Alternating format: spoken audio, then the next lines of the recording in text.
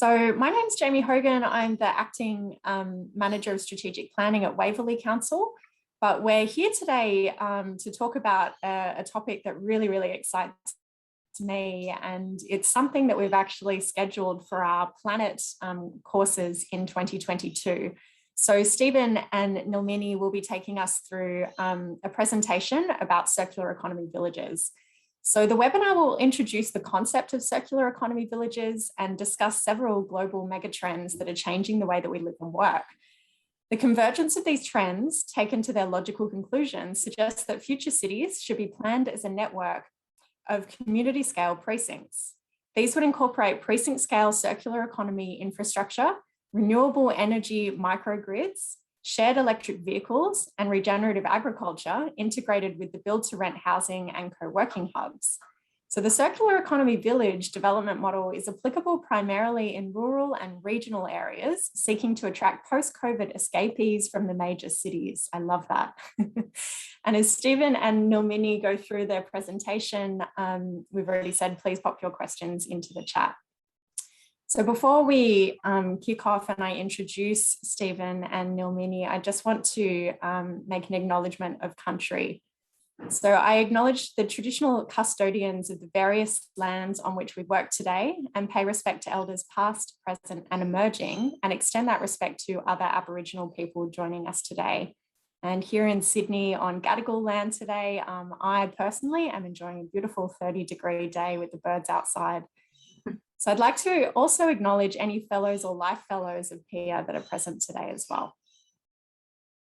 And by way of introduction, Stephen Liaros is the Director of Polis Plan, and Stephen is a strategic town planner and author of Rethinking the City, an exploration of the historical ideas that underpin the organisation of cities, showing how these ideas are being transformed by the internet.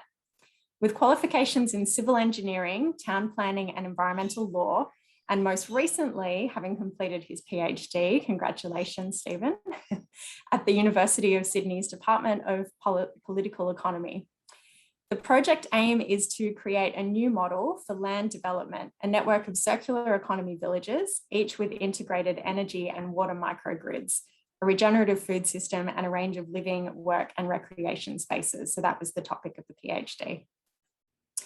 Nilmini de Silva is also a director at Polis Plan, and Nilmini is a civil engineer and project manager who has over 20 years of local government experience managing water systems and the natural environment. So Neil has always been passionate about environmental sustainability, but recognises that the environment is best managed by empowering local communities and building social sustainability. Now an accomplished documentary photographer, Neil passionately pursues her dreams and inspires others to do likewise. And don't be trapped by your fate, pursue your destiny is the central theme of Neil's book, Fate or Destiny. Gosh, I love that. So we'll dive in now, and Stephen and Nilmini, over to you for the presentation, and then we'll have Q&A session at the end. Thank you, Jamie, and thank you to Pia as well, and Karen and the rest of the team for inviting us and for giving us this opportunity to talk about something that we are really passionate about and have been working on for perhaps the last 10 years. So the topic of our conversation is planning for a network of circular economy villages, and this is the area that Steve has just been awarded a PhD on. So we are looking forward to talking about it in a little bit of detail, but actually this is just a teaser. And next year we hope to do an entire sort of workshop teaching day for PR where we'll really dive into these ideas. And if you want more detail, you can jump on our website. We've got podcasts there, we've got resources, we explain a lot more about what we're talking about. So it's a good place to kind of start, and also, feel free to shoot us an email. We'll talk for about 30 minutes, but you can put some questions in the chat. But I hope that after the talk, you guys will turn on your videos so we can see you, because I know that we've got some friends here too. And yeah, let's dive into it. So just a quick overview. We're going to touch on some of the global megatrends that CSIRO identified about, in 2012, and how these megatrends are changing the way we live. And if we really want to be resilient, moving on to the future, we really need to talk about how we change and adapt. And so the megatrends have helped us to identify the problems that we believe we need to solve as planners and engineers and architects. We're going to have a look at Ebenezer Howard's Garden Cities vision. So these are ideas that were developed like over a century ago, and see how, with the lens of new technology and all of that, we can actually adapt these ideas to the new thinking that we have researched and Steve has written about to present a network of circular economy villages as a new paradigm for town planning. We obviously want to build on the current thinking that is out there and the projects that have been done. As some of you know, we actually spent 5 years living in a motorhome, traveling to different, like all over Australia, talking to local governments and researchers in universities, lecturing, going to festivals. And we visited a lot of these cutting edge projects. So we want to share a few of them. And then there's a lot of innovations that are happening in both the financial and the property space. And we want to say how we want to share how we can use some of that to facilitate the implementation of these ideas. And then finally, how we can develop town planning strategies and policies to make sure these projects are replicable and that people don't have to keep reinventing the wheel and fighting the council every time they have a good idea. So we'll start with the global megatrends, and this is a report from CSIRO in 2012, where they identified 6 global megatrends that they believed would be changing the way we live. And the trends, you could guess most of them, I'm sure. So resource depletion and biodiversity loss are 2 of the first ones. And we'll talk about how the ideas of the circular economy and regenerative development can manage the resource depletion by keeping materials in circulation, and can also regenerate the land. And so those are key ideas in addressing those 2 megatrends. There is, of course, the geopolitical transition of the rise of China in particular. There is the aging population, and we've seen that in planning expressed in the huge number of retirement villages and seniors living type developments that are basically being built on the edge of existing cities. The 5th one is the digital transformation, and we've seen that particularly with COVID as to the extent at which the internet and mobile platforms are changing the way that we can live and work and interact with each other. And the 6th one was the shift from goods to services, and this is probably less discussed than some of the others. And it relates essentially to the shift to subscription services, basically for everything. So instead of buying goods, we're subscribing to services much more. And in the IT industry, that's referred to software as a service, and Netflix is an example of this, for example.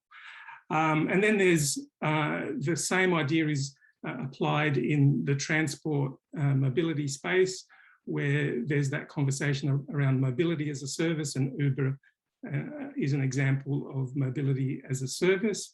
And what we are arguing is that there is a shift towards this idea of housing as a service, and retirement villages, built to rent, co-living, even student housing are all examples of what we are calling housing as a service.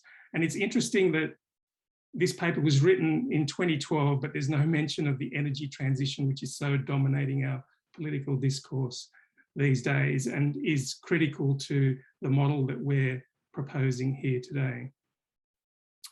So if you acknowledge all of these megatrends and then start thinking about the various issues that we're facing, we tend to think of each issue like we got through the bushfires, got to the other side, it's all over.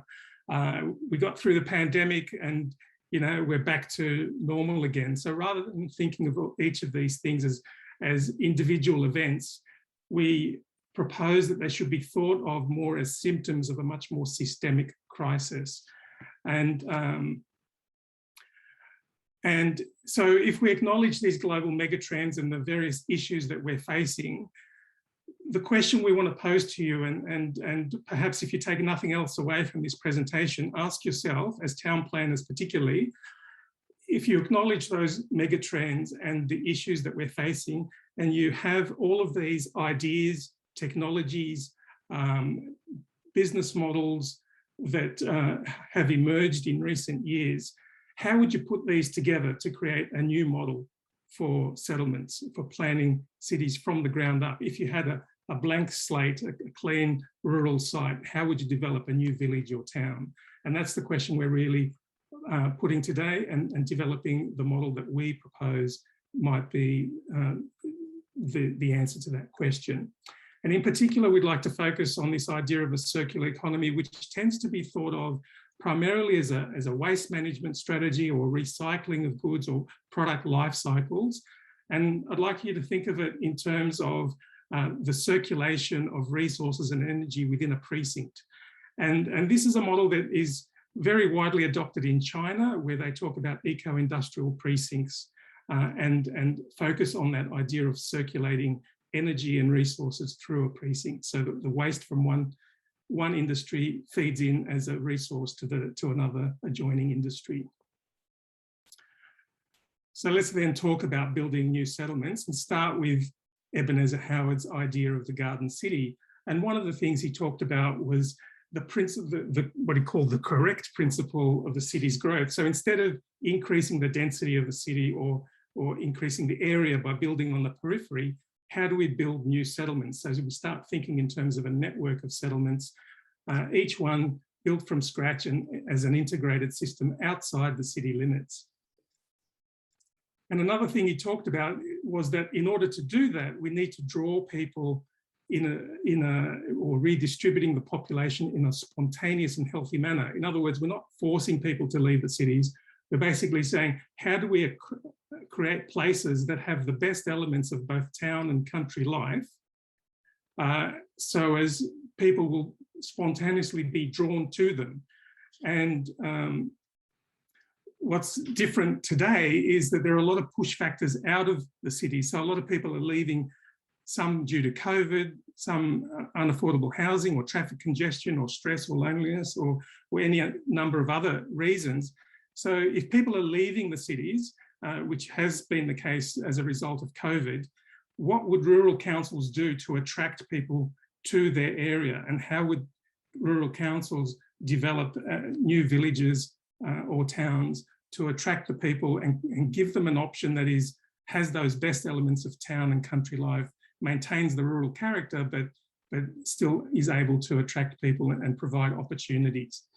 And so what we have then developed is a range of design ideas that you would adopt in doing this. And the starting point would be having a renewable energy microgrid, because that would then fully shift you to a renewable future, but it could also power some shared electric vehicles within the precinct and provide car charging infrastructure to enable the broader transition to electric vehicles.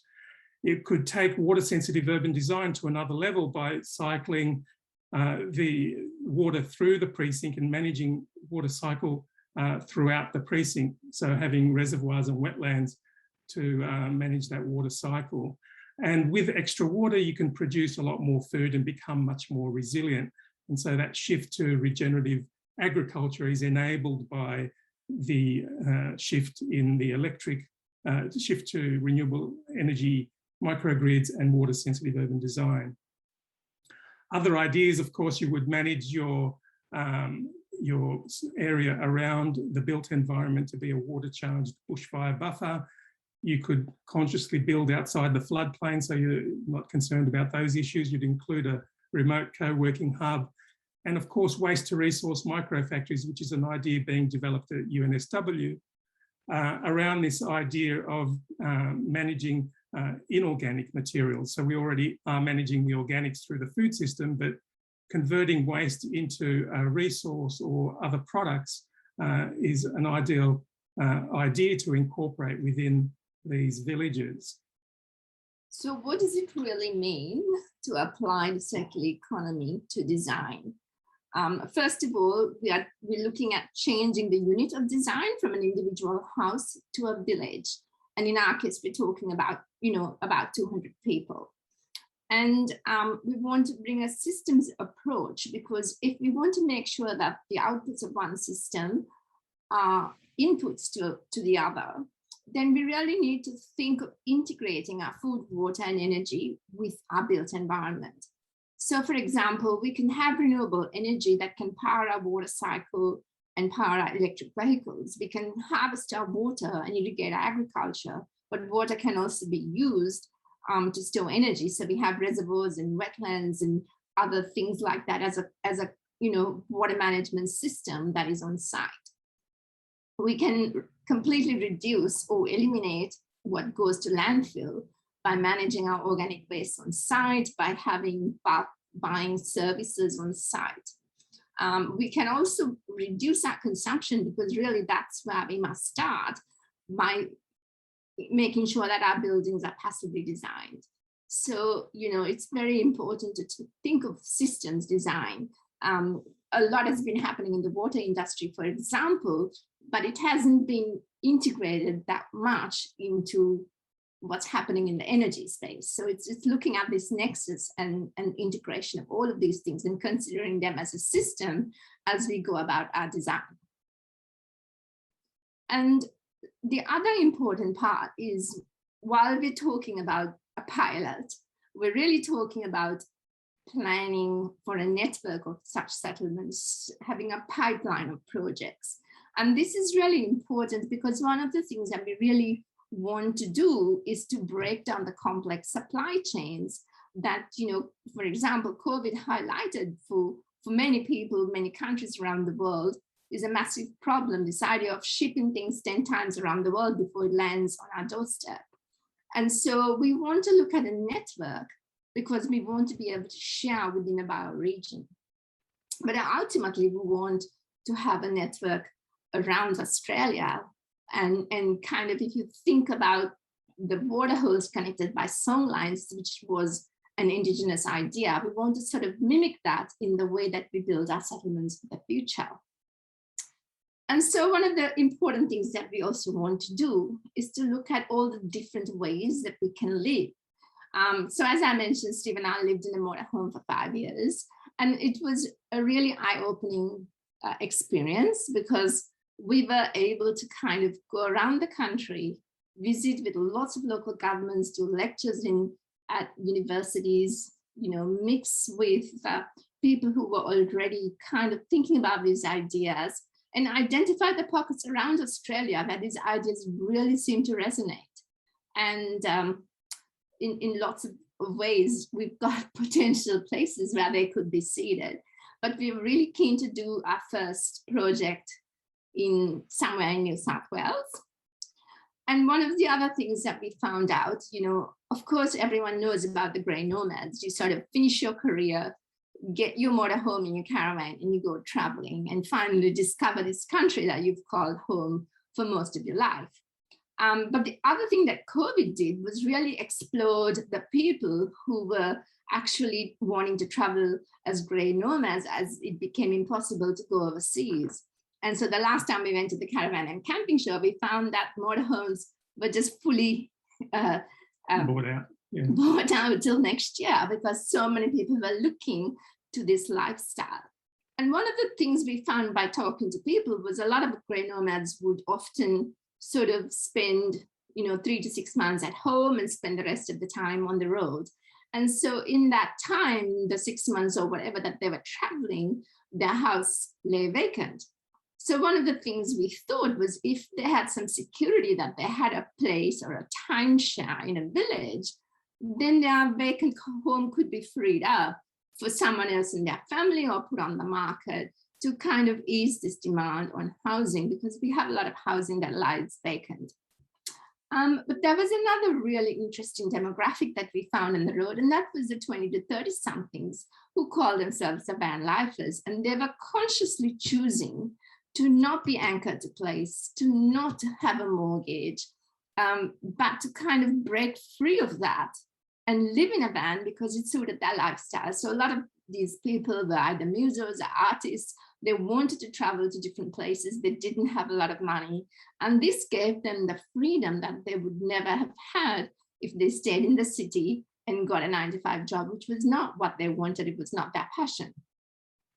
And of course, the third category of people are the digital nomads. So I think most of you are probably familiar with the sort of co-working spaces and the co-living spaces. So co-working spaces are sort of where you would go to a place just for work, and you'd find a kitchen and, you know, Wi-Fi and printers and all of that. But the co-living places that are now sprouting like mushrooms around the world are places where, say you are coming to Sydney for a year, you can live in one of these places and everything is provided, including your furniture, and it gives you the freedom to work from anywhere in the world. And Steve will talk about this more because we tried one of these places as well. And so if we want to revive the ideas of Garden City, then we need to have design guidelines for individual settlements that can be incorporated into development controls. We need to have clear planning processes as we have for any other kind of development, so the DA process is clear. So planners and architects and engineers can understand what is required.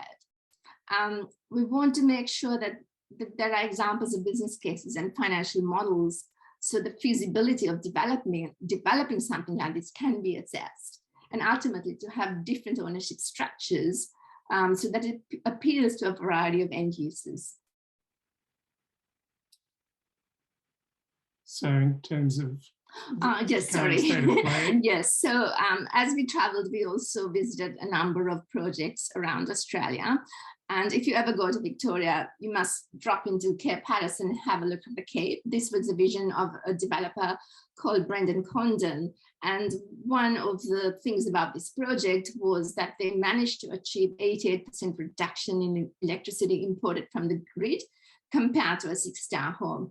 Most of the homes now are like 8-star and 10-star, and they've got, you know, batteries and solar systems and work hubs and community gardens. They produce their own food, lots of open space in bush region. But the point of difference between this project and the one we are talking about is that these are still individual homes where we are looking at a more sort of integrated system of architecture.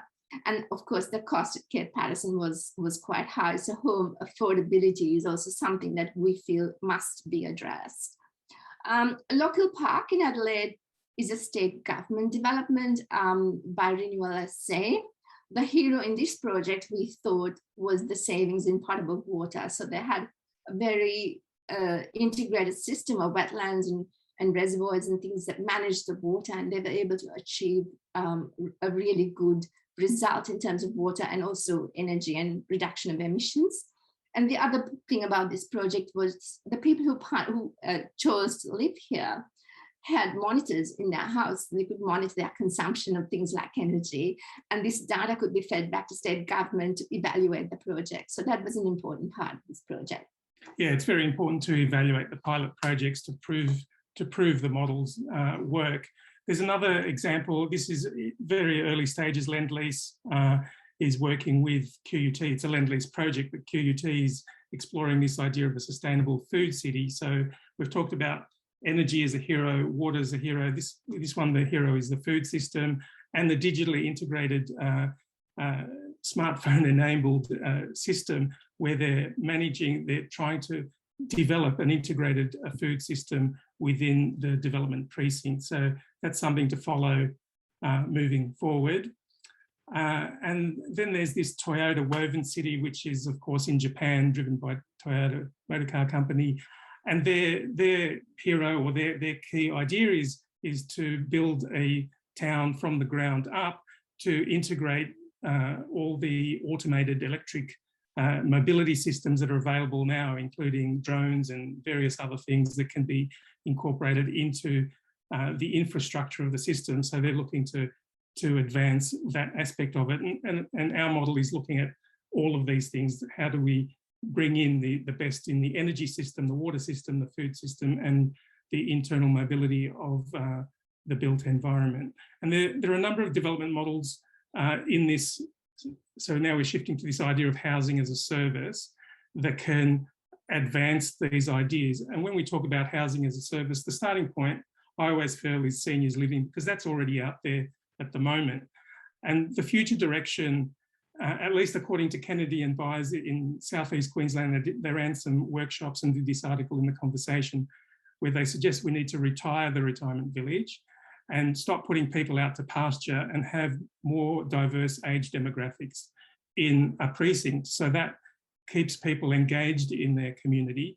And we're not putting people out to pasture, as I said, but you're essentially creating a village, not a retirement village. They're also looking for less clinical, more organic environments. So the idea of having water and food systems integrated makes it much more organic. Talking about walkable neighbourhoods with a variety of activities, which essentially goes to one of the core problems with our planning system, where we talk about zoning and separating different uses.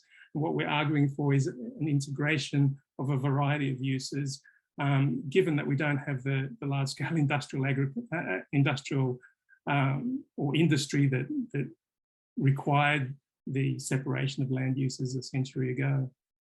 They also talk about a mobility ecosystem within what they're calling micro neighbourhoods, and also financial models with long-term debt finance rather than short-term land speculation, which is the predominant model that we have now. And Mirvac is an example using the build-to-rent model, where they're essentially housing as a service for a broad age demographic. Their financial model is to establish a managed investment trust that people can invest in, and everyone is renting, but they provide a wide range of facilities and services to the community renting in that space. So we're moving beyond this idea of we provide residential housing and that's it. We're providing an ecosystem of services with an ecosystem of infrastructure for the community within it. And this is also consistent with the idea of co-living too, which is geared towards the digital nomads. And this is us in one of the, when UCO opened, which was one of the first co-living developments a couple of years ago, but now they've spread all over. There's dozens of them across the city and in other places as well. So you pay everything under one bill. It includes your Wi-Fi, your water, your rates, whatever else is included. It's fully furnished. There's lots of events happening. There's laundries and other things within the precinct that allow you to just come in with your backpack and become part of the community. And then there's all the digital transformation, the other mega trend that we're talking about, particularly prop tech and fintech that are enabling different ways of thinking about or facilitating land development. And one of them is this idea, so Domicom is a company that enables what's called fractional real estate investment. So rather than buying the entire house or development, you put up your property or your development on this site and people can buy shares or units in it. So rather than having a large development company or corporation owning the build-to-rent project, it can be collectively owned by the people living within it.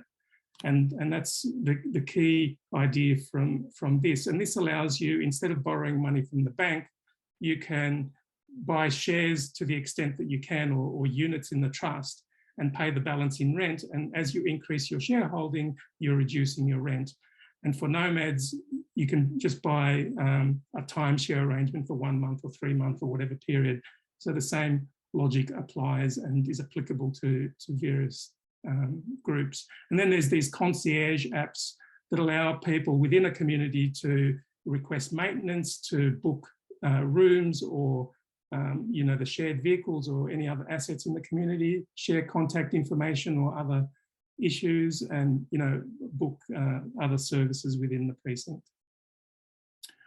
And lastly, we'll touch on the planning processes, which of course always start at the strategic level with the community strategic plan or the growth management plans or housing strategies, where you identify where you want, what kind of development you want and where you want it. So this idea of locality planning, and we think some of these should be built adjacent to existing rural towns where you could complement the infrastructure that's already existing there and provide something else.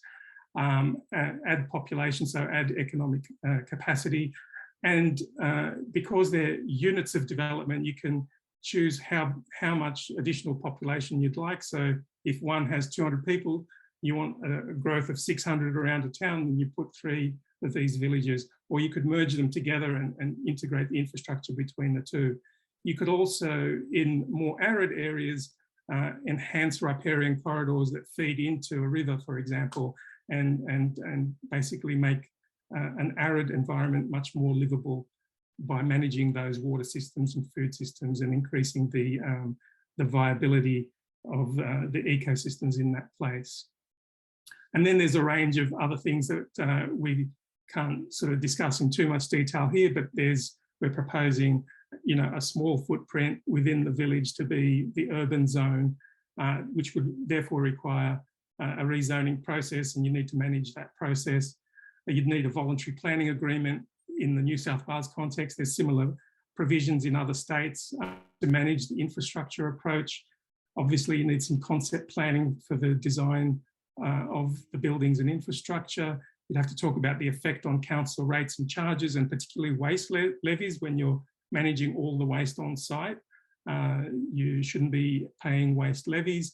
And of course, you'd need green transport plans that talk about the movement within the village and also between villages or outside the village. And these are some papers that are available on our website. The first one is about the strategic planning processes. So it talks about those processes in a little bit more detail. It's kind of structured like a report you would put to council, is to justify the model and to say how it would be implemented in the strategic planning processes. The second one is the design guidelines that we anticipate for this kind of network of circular economy villages as a modern alternative to garden cities. And this one comes from Circular Food Futures, comes from the perspective of what would a food system look like if it was fully circular. So the principles of the circular economy are that you have zero pollution, zero waste, you regenerate natural systems, and you keep materials in circulation. So in order to do that, what this paper argues is that we'd have to shift from large-scale industrial agriculture to a network of regenerative, diverse agriculture systems that are close to the consumers of those food systems, of the food produced in the food system. So our vision, in summary, is that we are planning for a network of high-tech regenerative villages that strive towards self-sufficiency and zero waste within their bioregion. Each village in our model will house a diverse community of up to 200 people and will integrate affordable co-working and co-living spaces with water and energy microgrids and a regenerative agricultural system. And I invite all of you to ask yourself the same question that I asked at the beginning. If you could build something from the ground up, a village or a town from the ground up, how would you do it? And this is a concept developed for us by Valentino Guerreri, an architect who has done some preliminary concepts for us. And some of these images try to convey some of the ideas that we presented here today. And this is the hero image that he's developed for us, and leave you with that point that we shape our cities and thereafter they shape us. So open to any questions and challenges, and hopefully some fruitful discussion. Thank you. Thank you so much for that. Gosh, I have a few questions just off the bat, and I've seen a couple in the chat as well. I'm really curious, just a very quick question, actually. Sorry, Jamie, maybe people could turn on their videos if they're familiar. Yeah, of course. You just said that there was a sort of maximum of 200 people in each village. Is there a sort of minimum quantum as well that you would ideally reach for the village to be feasible? Yeah. I think there'll be lots of constraints with each space, and in terms of geography, the numbers of people that can be fed and all of that. So we'll have to do proper modeling. 150 is the Dunbar number, which is the number that has come from anthropological research that says that's roughly the number of people where you can really know each other and have real relationships with each other. And so we said 200 to actually include nomads as well, because we want that fresh blood to come in and out of the village. But yeah, so the other aspect of it is that the tension between the governance of it, where the fewer people you have, the easier it is to govern because you have fewer voices. But from an economic perspective and in terms of the cost of the infrastructure, you need more people for economies of scale. So to distribute the costs of the infrastructure between more people, it would be cheaper for each person if there's more people. So it's all about finding that optimal number. And we've settled on about 200 as a kind of a preliminary idea, but initially also to talk about having a discrete community scale, because when you plan for a discrete scale, you can design the infrastructure to provide an abundance of food, an abundance of energy, abundance of water, abundance of all the things that you need, so that people are not sort of in competition for them. So it's that idea of driving things towards zero cost by having an abundance and oversupply relative to the demand. And because we're talking about a network, if actually a developer is doing a pipeline of projects, you can have economies of scale through that. Yeah, but these are things that have to be teased out in the future. Yeah, and each development will be different based on the conditions, as Neil said, of the geography and climate of the place, and the capacity of the people. Lots of factors. So it's just a starting point in the conversation. Awesome. I've got one more question and then we'll open it up to the floor. But just before I do, would you mind maybe stop sharing the screen and then we can have bigger people's faces on the screens to there we go. Thank you. My other question was that I know you guys are doing some work at trying to make this a reality with some councils across New South Wales. Would you mind telling us a little bit about that? Yeah. So last year, the New South Wales State Government, Department of Engineering and Planning and Environment, and a section called Sustainability Advantage, had a challenge looking for innovative projects in New South Wales that would help advance the UN SDGs. So we were shortlisted in that and then got funding through that for the work that we're doing with Bellingen. So a little while ago, we were able to get an action into the Bellingen housing strategy to say that they design and build, they would work with the proponent towards the design of a pilot project. And we were chosen, well, we put that submission in, and then we got a letter from Bellingen to say that we would be that proponent. And so now we're just starting the work to do the initial planning stuff, like the locality planning. Yeah, and the overall objective is to develop that approval pathway. So what are all the things that council will need to assess if a proponent came in with a proposal to do a circular economy village? What would their assessment processes be? How would they manage the infrastructure? What would the development controls be? What would be the rates, or all of those things that we touched on in that last slide? How would council assess it? Because this was the basic obstacle that we saw with lots of attempts to do these kinds of projects. They would take forever because there was no anticipation of that kind of project within the planning framework. So councils were planners were throwing their hands up in the air saying, well, how do we assess this? It doesn't fit within the zone, there's no development controls, etc., etc. So it's about identifying a clear pathway for that to happen that can be incorporated in the planning system, that can kind of enable developers and councils to work collaboratively towards an outcome that benefits both, rather than the antagonistic system that we have now, where councils regulate and developers try to push the envelope of the regulation, and etc. So we've seen projects that people have worked for 10 years and ultimately they've got it passed, or it has fallen through. And then someone else comes along and they have to start from scratch, reinventing the wheel all over again. So that's what we're trying to avoid. Yeah. So Lockyer Park went through quickly because it was a state government project, but the Cape took about 10 years to get off the ground. And, you know, all he was trying to do things a little bit differently, and it just wouldn't work. But now council is so happy with that project that Brendan is actually teaching, you know, council staff, and he's educated the builders, and so it's just got a massive amount of staff behind that project. Yeah. Awesome. Well, that sounds like it kind of flows onto Paul Gretsch's question, which is, who do you think is best placed to drive the startup of circular economy villages? Is it government or private developers?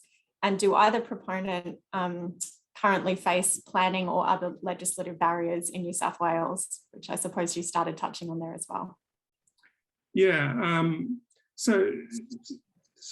well, there's many different answers to this. The first thing is that it's got to be a collaborative project. You know, if we as individual developers or planners go to a council, sometimes we've heard the question of, you know, where has it been done before? And, you know, why should we be first? And you don't have the money to do it. So it's all sort of pie in the sky. So if a developer comes with the resources to deliver, then that would enhance the possibility of it happening. In terms of the legislative framework, it has to start, as we said, with the community strategic plan and the growth management strategies that are developed with the community to say that we actually want some of these in our local government area. And once you have it in the high level strategy, it allows the rezoning to proceed, because for any rezoning to happen, it has to be something that's adopted in a higher level strategy. So that would eliminate some of the potential barriers. Otherwise, the mechanisms are pretty much, concept planning is provided for in the Act, voluntary planning agreements are provided for in the Act. That allows a developer to do all of those things.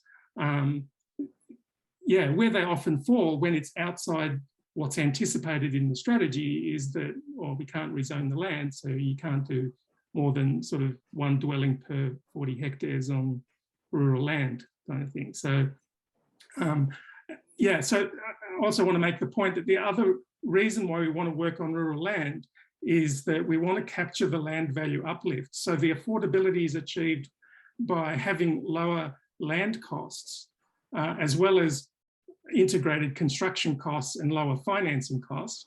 But if you capture the land value uplift through the planning process, rather than getting a windfall profit to the farmer who previously owned it, or whoever just happened to own it when it was, the colour changed from green to pink, you know, it's important that we manage that entire process from identification of site through rezoning, through development, with one owner carrying that through.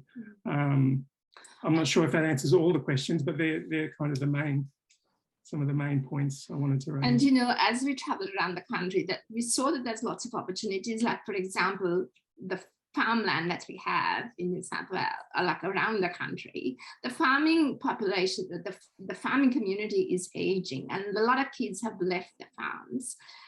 So to keep this farmland viable, we need more people living on the land to manage the land. And we think that this would be a really great opportunity, because we're not putting buildings all over the place. Like, the building footprint is a really small cluster, but having a community living there would really enable the farmland to thrive. And there's lots of farms that have just been bought up as sort of hobbies by people who live in the city and who are not even using the land. So we really need to kind of have a change in our thinking, but, you know, making that happen and making state government to see that is the challenge. And that point, actually, there's a connection between the land size that we're working with, which is 100 acres, 40 hectares, which is kind of a common subdivision for the family farms that were cut for, you know, up and down the coast of Australia. So 40 hectares, 100 acres is a common size, and 200 people represents approximately the density that Ebenezer Howard suggested for garden cities. So, you know, 200 people on 40 hectares of land, but, you know, the 5 hectares that would be, 5 or 6 hectares that would be rezoned would end up being about a suburban residential density of like 12 dwellings a hectare equivalent. with the rest of the land retained for agriculture and food systems. So we're trying to connect all the different issues as best we can. So that's why we've settled on 240 hectares, and food systems is an important part of that, because we need to transition the farming system, as well as support aging farmers who, their kids are not wanting to be farmers anymore. Well, thanks so much, everyone. And thank you very much for attending, taking an hour out of your busy days at this time of year. And we'll hope to see you on an event soon. Thank you again, Stephen and Nilmini. It's been awesome. Yes, Thanks, you. Jamie. Thanks. Yeah. Thank you. Thanks, everyone. Yeah, Heather. Cheers.